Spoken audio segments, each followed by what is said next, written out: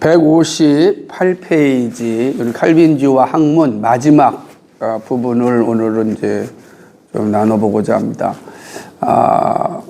들어가기 전에 또 우리가 정리해야 될 건 아브라함 카이퍼는 일반 은총을 얘기했고 클라스 스킬더는 문화 명령을 얘기했다라고 하는 내용들을 기억하시고 그러니까 아브라함 카이퍼는 문화라는 단어를 쓰지 않고 일반 은총이라는 단어를 쓰면서 영역을 얘기했어. 각 영역. 그러니까 예를 들자면은 정치, 학문, 예술 이렇게 영역을 얘기했다고 한다면 클라스 스킬더는 그 모두를 다 문화라고 하는 측면에서 얘기니까 일반 은총 안에 각 영역이 있다라고 아브라함 카이퍼가 얘기했다면 클라스 스킬더는 그 영역을 나누는 것이 아니라 그 전체가 문화라 이렇게 이제 통칭해서 이제 얘기했던 거지. 이제 우리는 지금 이제 아브라함 카이퍼가 생각하는 칼빈주의의 어떤 정신이 어떤 것인지를 공부하고 있으니까 우리는 아브라함 카이퍼의 생각을 잘 따라가되 특별히 이제 칼빈주의 학문의 분야에서 오늘 마지막 부분을 좀 생각해 볼 텐데.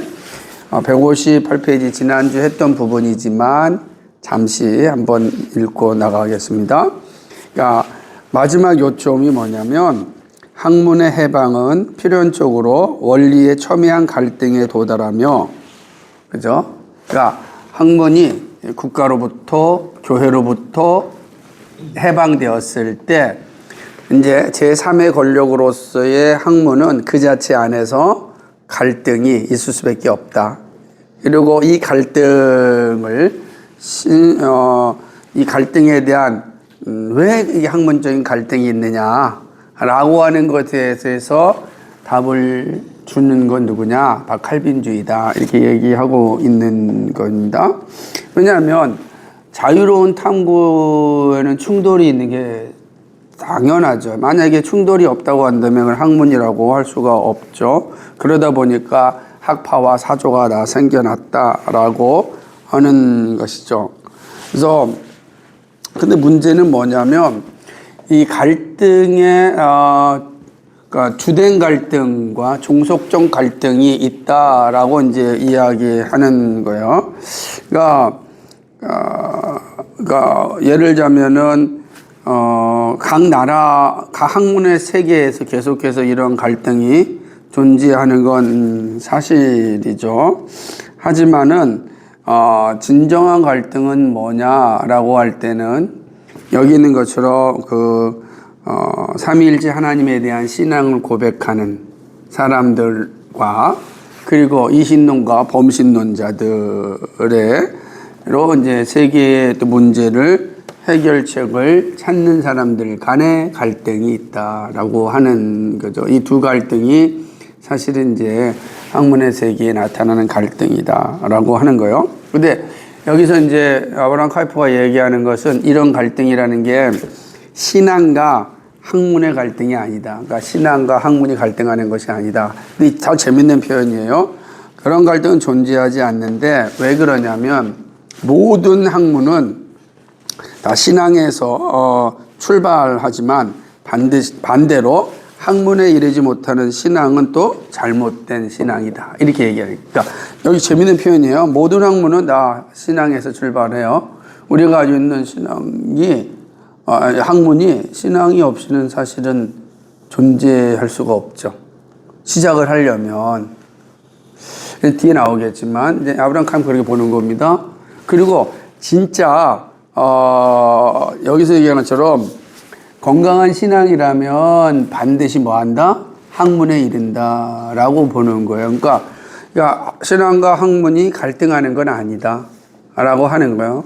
그걸 이제 얘기하는 거고 그래서 이제 아브라함 카이퍼는 모든 신앙이라는 건 바로 우리의 자기 의식에서 모든 학문은 우리의 자기 의식에서 신앙을 전제한다. 이건 뭐 계속해서 반복하여 강조하는 겁니다. 그래서 학문이 신앙을 전제하지 않고서는 존재할 수가 없다. 라고 이제 브란 카이퍼가 이제 이야기하는 거죠. 그래서 모든 겁니다. 그러니까 삶에서 신앙을 다 전제하는 거죠. 여기에 이제 이 개념들을 잘 있는 거죠. 그래서 모든 학문은 다 우리의 자기의식과 더불어 주어져 있다라고 이제 보여주고 있습니다. 반면에 이제 학문은 다 그렇다는 거야. 학문은 반드시 이런 신앙과 또 이렇게 자기의식 가운데 우리에 주어진 것들과 신앙이라고 하는 전제가 없는 학문이라는 것은 세워질 수가 없다라고 이제 아브라함 카이퍼는 이제 보고요. 반면에 또 모든 신앙은 내적으로 발언하려는 충동을 가지고 있다. 그렇지. 내 신앙을 가졌으니까 당연하게 신앙에 근거하여서 이야기하는 거죠. 그러니까 예를 들자면 지금 우리나라가 지금 이 탄핵 정국에서 엄청난 충돌을 일으키고 있잖아요. 그 충돌을 일으키는 게 사실은 자기 의식을 가지고 충돌을 일으키지만 실제로 보면은 자기 신앙들이 다 있는 거예요. 그 신앙이 전제돼서 충돌적인 상황이 일어나는 거죠. 그게 되게 쉽지가 않은 거예요. 그래서 이게 이제 만만치 않은 우리의 현 상황을 이제 보게 되는 것입니다. 어쨌든 간에, 결국은 이런 어떤, 내적으로 충동을 갖고 있지만 이것이 그냥 물리적으로 어떤 발산이 된다 그러면 위험하고 어떻게 돼야 되냐면 사유로 구현돼. 그러니까 우리의 깊은 이 생각이 우리 들어야 돼. 그러니까 생각하는 사람이 돼야 된다라고 하는 거죠. 생각이 그 왜 이럴까? 상황을 인식하고 또 분석하고 과연 그런가라고 전반적으로 살펴보는 이런 성찰의 과정들이 있어야 우리가 적어도 어떤 한 상황에 대해서 바르게 판단할 수가 있다라고 이야기하는 겁니다.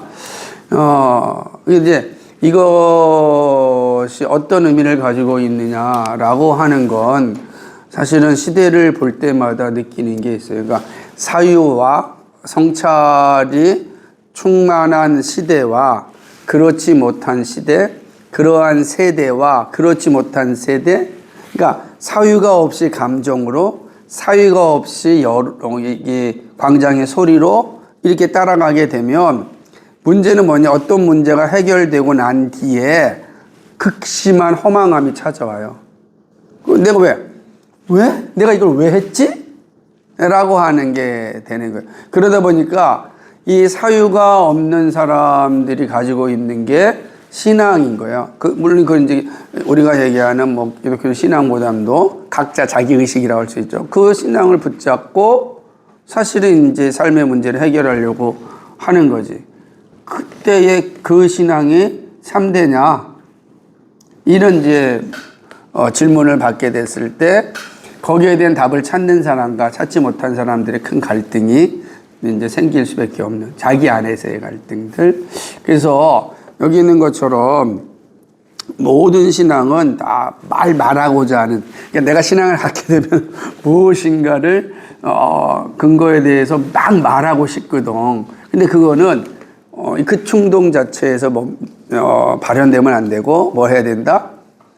내적 성찰, 그렇죠? 사유라는 게 이제 성찰한다, 깊이 자기를 돌아본다 라고 하는 거니까 이런 자리로 가야 된다라고 하는 것이죠. 그래서 이제 신앙이 우리의 의식에 빛을 비추자마자 학문과 증거의 필요가 생긴다.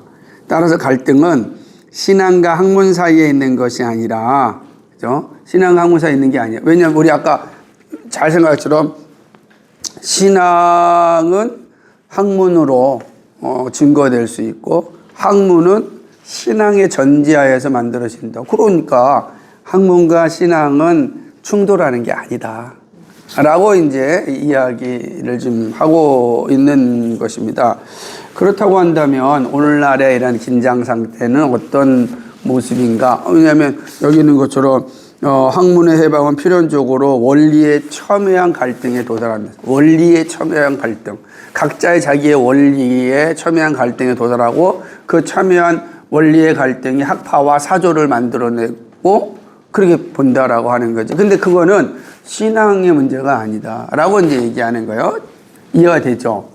그러면 그럼 도대체 이 첨예한 갈등은 어떤 갈등이고 그 기저가 뭐냐라고 볼 때 아브라함 카이퍼는 이야기하기를 오늘날 존재하는 우주가 정상적이냐 아니면 비정상적이냐라는 사이에 존재한다. 그러니까 이 우주를 정상적으로 보는 사람 또 아니다 비정상적으로 보는 사람들 사이의 충돌이다 라고 하는 거예요. 지난주에 봤지만 다시 한번 본다면 이렇게 됩니다. 만일 우주가 정상이라면 우주는 가능성에서 이상으로 영원히 진화함으로써 움직여진다. 그러니까 정상이에요. 지금 우리 우주가 정상이라면 가능성에서 영원히 이제 이상으로 영원히 진화하는 거 계속해서 이 사회 우주 자체가 늘 진화되고 있다라고 보는 거예요. 언제까지? 이상적인 사회까지 계속 진화. 언제까지라는 게 없잖아. 진화는. 그죠? 이 땅에서 한 10년만 진화하겠다. 그런 게 없잖아. 그러니까 진화라는 건 이상적인 사회까지 계속 진화된다. 정상적이라면 그렇게 보는 거예요. 자, 그런데 만약에 현재의 상태가 비정상적이라면 과거에 혼란이 일어났고 오직 중생적 능력이 우주의 목적의 최종적 달성을 우주에 보정할 수 있다. 그러니까 이게 보면은 만약에 현재 상태 비정상적이라면 과거에 혼란이 일어났어요. 그죠? 그 혼란이 일어난 이러한 상황들은 혼란으로 계속 존재하잖아요. 올려놨으니까. 근데 이 혼란을 잠재울 수 있는 거 뭐냐라고 할 때 중생적 능력이 있어야 혼란을 잠재우고 원래 우주의 존재의 목적에 도달할 수 있게 한다라고 하는 거예요. 그러니까 정상적이라면 쭉 가겠지만 그러나 비정상적이라면 과거에 혼란이 일어난 이 혼란이 잠재우려면은 어떻게 되겠느냐라고 하는 것을 보여준다라고 이야기하는 것입니다. 그러니까 이 대립은 학문의 영역에서 사유하는 지성을 두 가지 대립되는 전투 대형으로 나눕니다. 그러니까 이 우주가 정상적이냐 아니다 비정상적이다. 그러므로 이 비정상을 정상으로 해야 된다. 비정상을 정상으로 해야 되려면 어떻게 정상적인 우주를 만들 수 있을까? 할 때 중생하는 능력, 새롭게 하는 능력자가 있어야 된다. 이렇게 보는 거예요. 자, 이제 이런 개념으로 이제 충돌의 문제를 해결하려고 하는 거예요. 자, 그러면 정상론자들 한번 잘 생각해 봅시다. 정상론자들은 이렇게 생각을 가지고 있어요. 자연적 자료 이외에는 의존하지 않으려 하며 모든 현상의 동일한 해석을 기억코 발견하려 하며 있는 힘을 다해서 고비마다 원인과 결과의 논리적 추론을 파괴하거나 제어하려는 모든 시도를 반대한다 라고 하는 거예요. 그러니까 뭐냐면 자연론자예요. 자연주의자들. 그러니까 자연으로 모든 문제를 해결하려고 하는 거예요. 이 자연 안에서. 그런 이제 자연법자, 자연주의자들. 그러니까 이 자연 속에서 이 우주의 문제를 다 이해하게 다른 개입이 필요 없어요. 개입이 오면 안 돼요. 그러니까 자연 안에서 자연 속에서 일어나는 문제는 자연 안에서 해결해야 된다. 자연 안에서 원인과 결과를 분석해야 된다라고 하는 거예요. 예를 들자면 여기 산불이 일어났다라고 해서 엄청난 일어났다 할 때 이거를 해결하려고 할 때 방법은 다 뭐예요? 다 자연 안에서 해결하려고 하는 거지. 뭐 건조한 날씨다, 낙엽이 많이 있다. 원인과 결과를 다 그런 데서 이제 만들어 다 내려고 하는 거겠죠. 그러니까 그럴 때 이거는 누가 봐도 비가 와야만 해결할 수 있다라고 하는 LA 큰 산불도 마찬가지 할 때도 다 그거를 뭐로 먼저 원인과 결과 안에서만 해결을, 그 자연 안에서만 해결. 그러나 이 우주가 비정상적이라고 생각하는 사람들의 입장에서는 이건 하나님의 개입이 있어야 됩니다. 어떤 누군가의 개입이 이 우주 안에 들어와야 이 문제가 빨리 해결될 수 있다라고 이제 생각할 수가 있는 거죠. 그러니까 이 두 차이들이 이제 존재하게 된다라고 하는 겁니다. 보게 되면 이런 겁니다. 그러므로 재밌는 거예요. 이들은 형식적 의미에서 신앙을 존중하지만, 형식적으로는 신앙이 다 있다 존중하지만, 그러나 신앙이 인간 의식의 일반적 자료와 조화를 이루는 한에서 그러할 뿐이다. 그러니까 신앙이 역사 속에서 원인과 결과로서의 여기 있는 것처럼 조화를 이룰 때만 오케이, 그 신앙을 인정한다는 거지.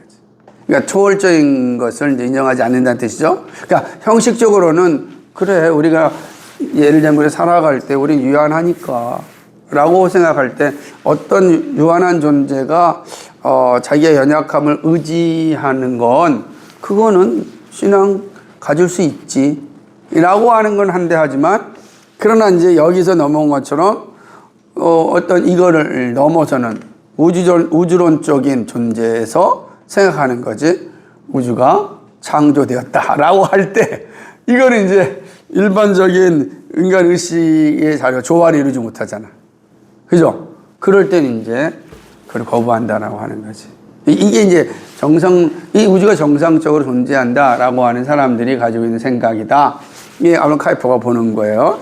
그래서 인간의 의식을 정상적인 것으로 이제 간주하는 거죠. 우리가 인간의 의식이 정상적이기 때문에 의식은 정상적이라고 한다면 이 의식이 수행하는 모든 능력도 정상적이겠지. 그죠? 그러면은 정상적인 의식으로 만들어낸 문화와 역사도 정상적이겠지. 그렇지 않을까? 정상적이고. 그러지 않겠어요? 그러면 이제 예를 들자면, 왜 세상이 이렇게 타락하였고 수없이 많은 악행들이 나타났을까? 이 악행의 문제를 해결할 수 있으려면 어떻게 해야 될까? 정상적인 사람들은 어떻게 해결하겠어요? 그래서 나타나는 게 철학적 사조라는 거야. 그들이 생각할 때, 예를 들자면 플라톤 같은 사람은 이렇게 하는 거지. 이거는 정말 철학자, 그러니까 정치인들이 철학이 부족해서 그렇다. 그러니까 철학자들이 국가를 통치해야 된다 생각하는 거예요. 그러니까 이제 철학자가 통치하는 국가. 플라톤의 국가론이라고 하는, 이렇게 두꺼운 책이 있어요. 그러니까 그런 의식으로 생각하는 거죠. 왜냐하면 정상적이니까. 또 어떤 사람이냐면, 예를 들자면 1960년대 시작되었던 프래그머티즘이라고 하는 도구주의, 이런 철학에서는 이게 인간의 문제는 그래서 인본주의적 선언을 했기 때문에 인간의 문제는 인간에게서 왔다. 근데 그 인간이 이 문제를 해결하지 못하는 이유는 뭐냐면 교육이 올바르지 못하다라는 생각인데, 근데 지금까지 교육이라고 하는 게 사실은 우리의 생각, 사고의 틀만 만드는 개념으로 왔는데 그것이 아니고 교육이라는 건 도구일 뿐이다. 그러니까 삶을 윤택하면 도구니까 도구를 잘 사용한다면 어쨌든 삶의 문제를 좀 해결할 수 있지 않을까라고 보는 거예요. 이래서 역사 속에 각 세계관이 나타나는 거야. 예를 들어 사회주의자들도 그러지 않겠어. 이 사회 문제가, 이게 문제가 심각하게 된 이유 중에 하나가 이거는 사유재산 제도 때문에 그렇다. 우리가 왜 이렇게 힘들게 어렵게 살아? 왜 우리가 지금도 예를 들자면 양극화되는 거 열받잖아. 그지? 그래서 가난한 사람들은 부유한 사람들에 대해서 분노하고, 그리고 부정적으로 부를 축적한 사람들이 이거는 대를 이어서 잘 살고 있는 거지. 안 그러겠어? 일제 때 나라를 팔아먹었던 놈들이 대대를 이어서 잘 살고 있고, 나라를 위해서 헌신했던 사람들이 정말 가난하게 살고, 이게 분노가 일어나는 거죠. 그런데 잘 보면 도대체 그런 문제가 어디에 있었느냐? 이게 사유재산 때문이다. 그래서요, 우리나라도 해방이 되고 난 뒤에 사회주의자들의 영향력이 엄청나게 큰 거예요. 왜냐하면 조선시대의 양반과 그 다음에 뭡니까 평민, 그 다음에 노비 컸잖아. 그러니까 양반 한 10%도 채 안 됐단 말이야. 조선시대 때 그 양반들이 한 동네의 땅 다 갖고 있는 거야. 예를 들자면은 한 양반이 이 원당 땅을 다 가지고 있어. 근데 그 원당 땅에 사는 모든 평민들이야. 그들이 열심히 일해서 농사를 지면 한 10%밖에 저기 못 가져가. 그러고 아무것도 안 한 것 같은 땅만 가지고 있는 주인은 90%를 가져가. 그럴 때 그 가만 놔두겠냐. 우리 인간적으로 볼 때. 그 대를 이어주고, 그리고 말 안 듣는 노비로 만들어버리고. 그러니까 정치, 경제, 이런 불이함이 조선시대에 이제 축적되어 있었단 말이야. 그런 것들이 해방이 되면서 그 당시에 일본에서도 그렇고, 그 다음에 중국이나 러시아나 다 이렇게 불어오는 바람들이 뭐냐면, 그때 사회주의자 사상이 막 불어왔거든. 그러니까 그때 우리나라의 문학도 카프라고 하는 아주 이제 사회주의적 문화가 운동도 일어났단 말이야. 그러니까 그러지. 일본에서 유학했던 사람들이 왔더니 일본에는 그런 사상들을 가지고 왔지. 그러니까 이런 것들이 해방 공간에 막 섞여 있는데 보니까 혹하잖아. 그러겠어. 이 양반 쌍놈 되는 것도 속상한데. 그러니까 이제 사회주의자들의 영향력이 막 엄청나게 큰 거지. 큰 거야. 그래서 거의 해방 공간에는 우리가 생각하는 이 자본주의보다는 사회주의자들이 더 큰 힘을 갖게 됐지. 그 대표적으로 나중에 그 대통령 선거가 나올 때 조소왕이라고 하는 사람은 뭐라고 해, 내가 모든 사람들에게 집 한 채 주겠다. 조건, 모든 집집마다 우유 하나씩 주겠다. 그 당시 우유는 이거 어마어마한 거예요. 오늘 우리는 안 먹지만 생각을 해봐. 모든 국민에게 집 한 채씩 주겠고 모든 집집마다 우유 하나씩 주겠다. 그 사람 이제 대통령이 안 됐지만, 그러니까 그런 차이가 생기는 거지.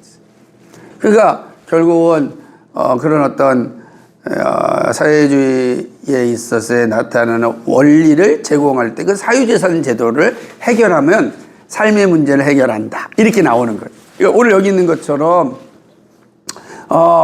이 사람들은 정상적인 사회에서 사회 문제를 해결하려면 인간이 이해할 수 있는 정상적인 그런 어떤 한도 내에서 해결할 수 있다라고 본 거지.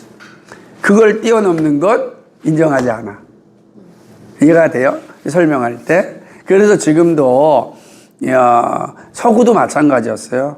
서구도 이렇게 마크시스트가 사회주의자들이 이게 크게 막 확산될 수 있었던 것은 영국 같은 경우에는 특별히 그렇거든. 마르크스가 영국 런던에서 자본론을 써요. 런던에서. 근데 런던이 어떤 곳이에요? 영국 런던은 산업혁명의 진원지 아니야. 해가 지지 않는. 그죠? 그러니까 전 세계 산업혁명의 진원지고 오늘날 도시화가 가지고 있었던 모든 문제를 다 시작했던 나라가 영국이야. 그렇기 때문에 그런 영국에서 주일학교도 시작을 해. 왜냐하면 부모들이 전부 다 직장을 가니까 아이들이 남잖아. 그래서 그 아이들을 갖다가 교육시키는 게 썬데이 스쿨이야. 오늘날 되면 주일학교가 시작되는 거야. 그러니까 주일학교도 사실은 성경적이라고 보진 않지. 왜냐하면 우리처럼 다 통합해서 예배드려야 되는데, 그러나 산업혁명이 가져던 도시화의 모습 속에 이제 글로스터라고 하는 데서 이제 시작이 되는 거거든. 그러니까 오늘 이런 것들이 문제가 해결하려고 했던 거지. 그러니까 아브라함 카이퍼는 그렇게 보는 거지. 그러니까 정상적인 우주론자들은 신앙도 그러니까 인간의 지혜와 의식과 누가 예를 들자면은 원인과 결과가 합리적으로 나타나는 것 안에서만 인정한다 라고 보는 거예요. 그러니까 어떻게 되겠어요? 그들은 창조 개념을 거부하며 진화만 받아들일 수 있다. 그러니까 과거의 출발점을 갖고 있지 않으며 한정없는 무한 속으로 사라질 때까지 영원히 미래에 발전하는 진화이다. 그러니까 진화는 뭐예요? 뭐가 없어? 출발점 없죠. 아무도 몰라요. 언제 진화되는지 모르지. 언제 빅뱅이 일어났는지 모르지. 다 몰라요. 그냥 있다라는 전제하는 거예요. 대단한 믿음이지. 그러나 영원한 이상의 나라까지 진화된다라고 하는 거지. 예. 그렇게 되는 거예요. 우리가 아무리 또. 그러니까 그래서 어느 정도 심지어 호모 산피엔스 정도 스스로 생기지 않았고 자연적 자료의 영역 안에서 생명이 저급하고 선행하는 형태로부터 발전했다. 특별히 기적은 존재하지 않으며 기적 대신 냉혹한 방식으로 지배하는 자연법만 존재하는 거예요. 죄는 없고 저급한 도덕적 입장에서 고등한 도덕적 입장으로 진화가 있는 거예요. 그러니까 도덕적 입장에서 진화만 있는 거예요. 저급한 도덕적 입장에서 고등한 도덕적 입장으로 진화된 거지. 그러니까 여기 있는 것처럼 자연법 안에서만. 그래서 여기서 얘기하기 전에 유발 하라리 같은 사람이 호모 사피엔스라고 하는 책에서 이야기할 때 인간 역사의 가장 중요한 혁명이 하나가 있었는데 그게 산업혁명이다. 우리는 또 정보화 혁명이다 그러잖아. 산업혁명도 있고 또는 이제 오늘 정보화 2000년대에 들어와서 그리고 지금 AI 혁명 이렇게 혁명을 하잖아. 근데 이런 혁명 1차 혁명, 2차 혁명, 3차 혁명처럼 이런 혁명 이전에 호모 사피엔스들 그러니까 사피엔스 종에서 어마어마한 혁명이 일어났다. 그 혁명이 뭐냐? 인지혁명이다. 그러니까 사피엔스가 인지혁명을 일으켜서 오늘 사람이 됐다. 그러니까 사람과 사피엔스의 차이가 뭐냐? 그러니까 혁명을 일으켰느냐 일으키지 않았느냐. 그러니까 원숭이가 인지혁명을 일으켜가지고 사람이 됐다. 와, 사람들이 열광을 하고 있는 거죠. 왜냐하면 왜 그러냐면 위로부터 쭉 예를 들자면 오늘날 우리가 핸드폰을 갖고 있잖아요. 엄청 혁명이잖아. 이거 있는 사람과 없는 사람은 상상을 초월하잖아. 아무도 모르는 거요. 라면이 있었던 사람과 라면이 없던 세대를 생각해 봐요.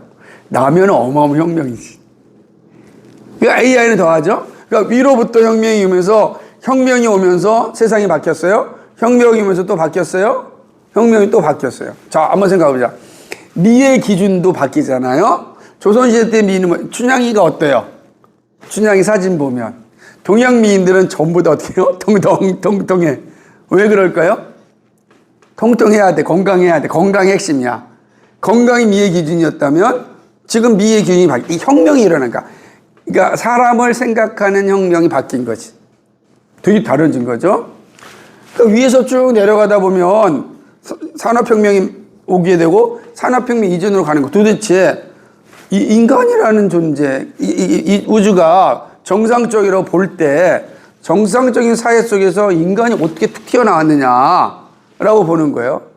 어제도 어떤 프로그램 하나 봤더니 아니, 공룡이 살았다면 인간이 없었을 것이다. 이런 얘기를 하는 거예요. 웃기죠? 근데 그렇게 생각해요. 정상적으로 보는 사람 그렇게 보는 거야. 그죠? 주라기 공원처럼 이제 인간 존재하지 않을 거다. 이렇게 보는 거지. 그럼 잘 생각해 보세요. 어째 사람이 됐을까? 언제? 그러니까 우리가 배울 때는 호모사피엔스가 시간이 지나면서 이렇게 직립보행을 하면서 그리고 사람이 됐다고 배웠잖아. 그래서 그게 되게 허망했거든. 어떻게? 왜? 그럼 지금 원숭이는 왜 안 돼? 그러니까 이제 종을 만든 거지. 그 수없이 많은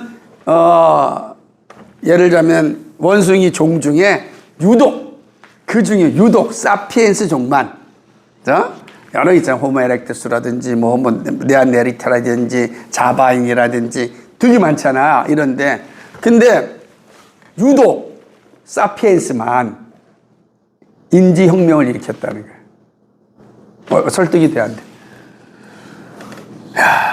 나는 그거, 사람이 이럴 수 있구나. 이런 생각 가질 수 있구나.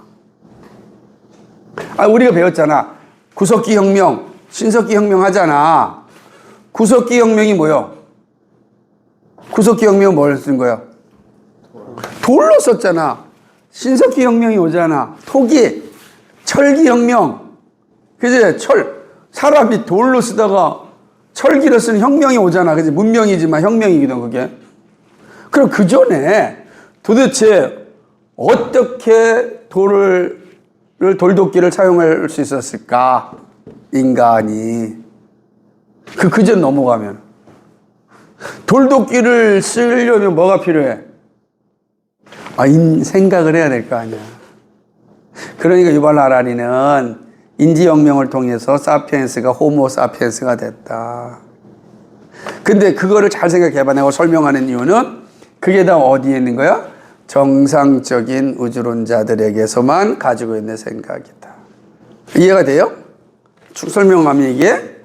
그러다 보니까 이 사람들에게서 자유뿐만 존재하고 도덕도 마찬가지고 저급한 도덕에서 이리고 고급한 도덕으로 진화된 거지 도덕이 존재하지 않았다라고 보는 거예요. 우리랑 다른 거예요. 하나하나가 되게 중요한 거죠. 그래서 이들이 아무튼 성경을 허용한다면 인간의 작품으로 논리적으로 설명할 수 없는 부분을 모두 잘라내는 조건에서만 허용하는 것입니다. 그래서 이런 데서 나타난 게 19세기에 오게 되면은 역사적 비평이라는 비평론자들도 나타나. 볼트만이라고 하는 사람이 나타나서 성경에 이적적인 거, 비역사적인 건 다 제하자. 역사적 예수만 갖자. 이게 사실은 이런 정상론적인 생각 속에서 나오는 거지. 우리 예수님 인정하겠다. 역사적 예수만 인정하겠다. 그러면 비신화적인 거, 신화적인 것은 다 어떻게 하자? 걷어내자. 그래서 신화적인 걸 걷어내고 남는 예수님을 우리가 믿자. 이게 이제 불트만이라고 하는 사람이 생각하는 거. 그럼 예수님의 성육신이라든지 그다음에 부활이라든지 예수님 무리를 걸었다는 이적이라든지 이런 건 다 제자들의 신앙 고백이고 신하다. 걷어내자. 창세기 1장 11장 신하야. 걷어내자. 다 걷어내고 거기 있는 역사적 예수만 보자. 그게 이제 역사 비평이지. 이거를 한국에서 가장 일반화시킨 사람이 누구냐? 도올 김용옥이라고 하는 사람. 도올 알지? 도올 김용옥. 말하는 사람 있잖아. 이제 막 카랑카랑하게 머리 빡빡하고 여러분 세대 모르는데 되게 이제 유명한 분인데 그분이 하는 모든 신학 자기 해석의 방법이 다 이런 역사적 해석으로 해. 그 내가 한 말이 아니라 그 사람이 쓴 책에 절차 탕마 대기 만성이라고 하는 책에서 자기가 동양 철학, 동양 종교를 분석하는 방법은 볼트만의 역사 비평학적 방법으로 한다고 써놨어. 그러니까 이해가 되는 거야. 다 이런 관계 속으로 보는 거지. 그래서 그리스도는 이스라엘의 인간적 발전에 생긴 산물이다. 그러니까 동일한 방식으로 한신, 좀 더 정확하게 말하자면 불가지론의 방식을 따라 가시적 우주 뒤에 숨어 있거나 범신론적으로 모든 존재하는 사물 속에 숨어 있거나 인간 지성의 이상적 반영으로 간주되는 최고의 존재만 인정한다라고 하는 것입니다. 네, 일단 여기까지.